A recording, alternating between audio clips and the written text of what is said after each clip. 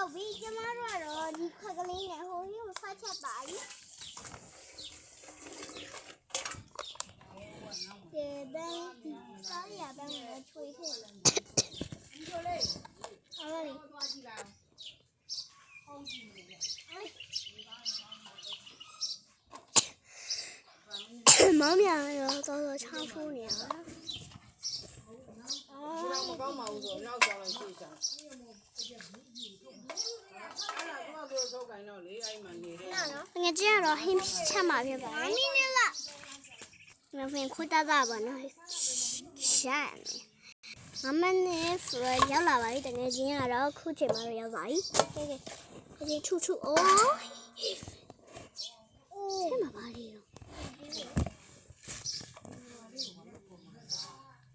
မမလာတာလာလေနင်ကလာဝဲ